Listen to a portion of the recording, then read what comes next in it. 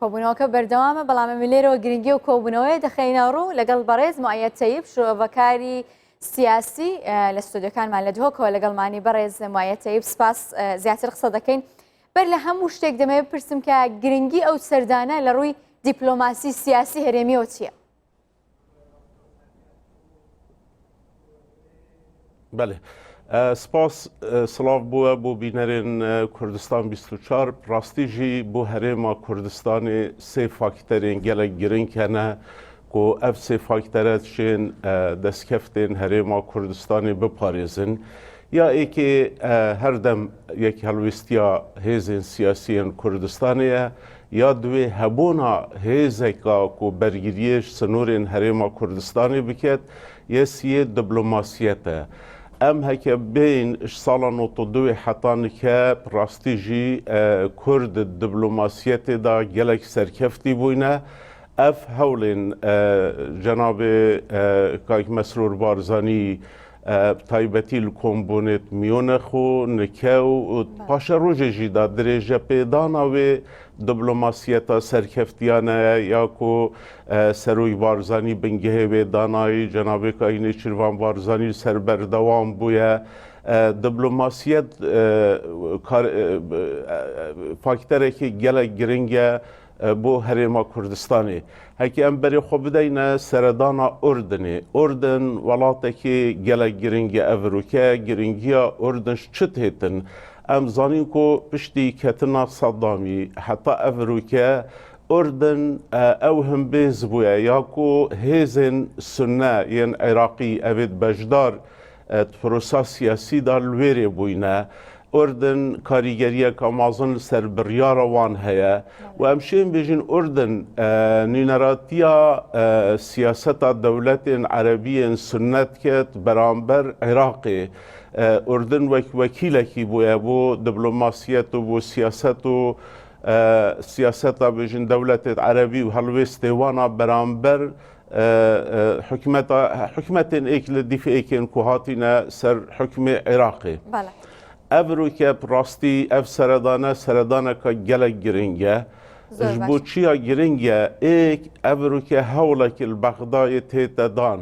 ku êk layenê şîe berê wek pêkhat hemî pêk vebûn ki êk layen divêt hikûmetekê dirist biket û tewaw perawêz biketin mesela Kurd û Sunna Vêrê giring e helwêstê زۆر باشە بەڕێز موعەیەد تەیب لەسەرەوە پرسە بێگومان قسە دەکەین ئێوە ئاماژەتان بۆ کرد کە ئوردن وڵاتێکی گرنگە بۆ پشتیوانیکردن لە سوونەکان لە عێراق بە هەرحاڵ ئەوە پرسێکی دیکەیە بەڵام من دەمەوێت جارێکی دیکە بێمەوە سەر گرنگی و سەردانە بۆ هەرێمی کوردستان ینی ئەو پەیوەندێکی لە مێژینەیە هی ئەمڕۆ و دوێنێ نییە بەڵام لەسەر دەستی سەرۆک بارزانیدا زۆر تۆکمەتر کرا کە بێگومان ئێوە لە ڕووی سیاسیەوە باشتریش دەزان بەڵام لە ئێستادا لەو ڕەوشەی کە ناوچەکەدا پەیداتی دەپەڕێ هەرێمی کوردستان و عێراق پەیداتی دەپەڕێ ئەو سەردانەی ئەمڕۆ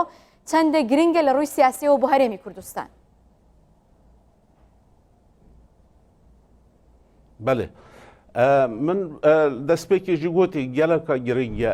ev seredane ji ber ku hewl yê tênedan nike bêjin ev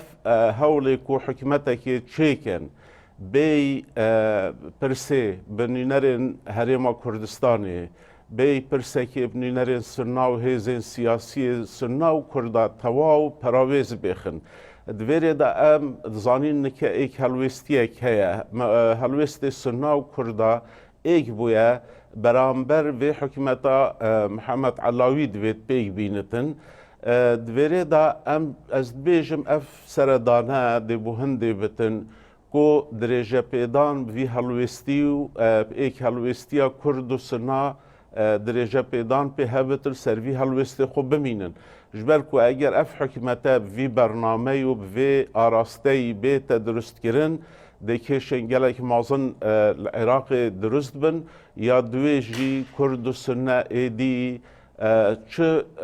pişkek jî rêvebirina Iraqê da nabit tewaw dihêne perawêz xistin ji bo vê geleka giring e ku helbet dê hewl hêne danşilaye vê hikûmetê yan vî kesê ku hatiye teklîfkirin hikûmetê çêket ku hindeka ji aliyê Sunna دی هول داد ایک ریزیا کردایان ایک ریزیا سنا تیگ بدات یان بلکی هلوست کردا و سنا بجین درزکی بختی اف سردانه و اف چونا جناب سروکی حکمت هریما کردستانی بو شاه اردن کو امزانی شاه اردن تأثیر کامازن سرهز سیاسی سنه هیا باش او کاریگری که شای اردن لسرهز سیاسی سنه هیا با باز دو خیستا عراق بکن وگه و آماجت هم پیدا او دتوانه تنیا لایق لیاری که بیانی وگه و دلن و پشتیوانی لهزی سنه دکا لکاتک دا کشی اکان پشتیوانی که دیکان هی و بدیاری کرای ایرانه ده هر سنه کان لگل کرد لم دو خیستا چون کلگ لو دفته ورگرن بل امزانی کو اگر افریقیا ریکفتن ایجی ببتن بحثی هی کو کمبونا پارلمانی هات پاش خستن بو ساعت 6 بحثی هی دویژن بلکی ایک دروجه که دیجی در فتح بدن علاوی کو حکمت پیگ بیند بگو من کن که علاویش زانی نشد حکمت پیگ بیندن بی بجداری کرنا سنا و کردا کو اندامت پارلمانی هنت پارلمانی دا اوشین وقتی نه آماده بن رجا یاسایی تواو نابیت ناف پارلمانی دا او ده هول دن و ایک ریزیه تیگ بدن نکه اف مشورتا ناف برا جناب قای مسرور بارزانی و شاه اردن چید بتن کو او ریگریل و بکن کو چینا بتن حکومت عراق دا کرد و سنه بین پراویس کرن اف هلوستی هر دو که گله گرنگه کو بردوام بد امزانی بری نکجی شیعان بریاره که در بخن بو در کرنا هیزن امریکی العراقی بی کو کرد و سنه بجدار ببن که وقت اوه دوامین حالته دوامین پرسه کو کرد و سنه برجوان دیوات کفته گلک و اف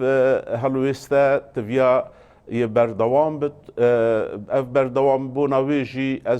از باورد که اف سردانا جنابی بو گلت شتیدیه جی لی پرسا هری گرنگ اوه کو اف حکمتا بوی شوه تیتا درست کرن چد جارا وصا حکمت نهاتیه درست کرن اوه سابقه که گل خطره کو تیگدانا فدرالیتیه تیگدانا همی وان پرنسیپای کو دستور و عراقانی سرهاتی آوا کرن جبوه جی هر دو پیکات سنه و کرد و گل لانشی عجیب خوشی تعداد بجدارن هست مطرسیه کت کن و برانبر و مطرسیه دویا خوب بپارزن و هلوسته که جدی هبت برز مایه تیبوگ ایو آماجی پیدن یعنی هم کرد ناراضیه هم سنه کان اوانا لو پرسه دایه گرتون لکاتێک دا کە لایەک لە شیعەکانیش لەگەڵەوە دۆخە ناڕازین دێ ئەگەر ئەم هەموو ناڕازیە هەیە پێتان وایە ئەم حکوومەتە و تا ئێستاش کۆبوونەوەکان ینی سەری نەگرتووە ڕێژەی یاسایی لە پەرلەمان تەواو نەبووە پێت وایە حکوومەت چی لێ دێتەوە؟ بله ئەو ڕەوشانێکە هەیە کۆل عێراقی تێتەکردن مرۆڤ باش بزەڵالی دبینتن کو یەک هێز هەیە و ئەمشێ ناوێ سەرۆکی هێزێژی بێژین مقتەدا سەدرە دوێت حکومەتێکی چێکە تەواو ئەو بتنێ بڕیارێ بدەتە عێراقی هەر ئەڤەژی بووە سەبەب لایەنین شیعە خۆژێ دیر ئێخستیە ئەم وان ساڵێن بوریدا مەدیتیە هەردەم تەیاری سەدری بێژین هەردەم یە بەشدار بووە وقتی سال 2010 دا از اندام پارلمانی وم دیسا جگیر ایکی سروک پارلمانی صدری بویا اوروکه جی صدریه هر جار 5-6 وزارت هبونه لی هر جار جی دجی و حکومتی وکی معارضه وکی اپوزیسیون حرکت کریه خو پیشاندانه هر تشتکی نب دلیوی بتن گفاوی خو پیشاندان ملیونی یا آماده اوه همی اوه تنی مروف به تفسیر بکت بس تفسیره که هی او جی اوه سائرون کنکنا و سائرونه خوازن حکمته که چیکن بس او تیدا بد نکه او بجن بلا ام ده وزیرت کرد و وزیرت سرنکه اینه تیدا باشه اگر هرما کردستان تایبتی جی پشتی کمبونا جناب سروکی هرما کردستان دیگل هزین سیاسی و پیدا بونا ایک دنگی ئایا باشترە و بێژین ئەف هێزên سیاسی هەندێک نوێنەرا پنێر نەبێرێ بەشدار بن حکوومەتێدا دێ کار ئاسانیەکێکێت بۆ چارەسەرکردنا کێشێن ناوبەرا هەرێمێ و بەغدا یان ئەو بهێت دوسێ کەسێ سربخۆوەکی ئەو دبێژم بینەتن بۆ چ کەسێکی سربخۆ بینت ji ber ku wextê kesekê serbixwe çot hikûmetê da kesil piştawînî ne her tiştekê bêjinê dê amadeya qebûl biket ji bo wê bêt Kurd tiştekê gelek giringî hey Kurd û Sunne û layanên diyên şîe jî tiviya pîş şêweyekî beşdarî vê hikûmetê nebin heger em bizanin jî ew dibêjin belkî rêkeftinek bibitin em zanîn vê Iraqê prosa siyasî ji destpêkê hetanike pêgirî bi du tiştan hatiye kirin ne bi destûrî ne bi rêkeftinên siyasî rêkeftineka siyasî jî digel Mihemed Elawî vî şêweyê hey ez bawer dike me tecrübeya hey wextê Ebadî Dr. Roj cêgirê Serok Wezîrî bû hate ladan bêyî pirs jî bêtekirin bêyî ku agêhdar bikin ji bo wê jî ev kabîneya ne cihê baweriyê ye û tiviya Kurd û Sunne pîş şêweyekî bejdar nebin çikî arasteyê xirab e. بەڕێز معەیەد تەیب شرۆڤەکاری سیاسی لە ستۆدیۆکانمان لە دهۆکەوە لەگەڵمان بووی زۆر سپاس بۆ بەشداریتان. سپاس بوو.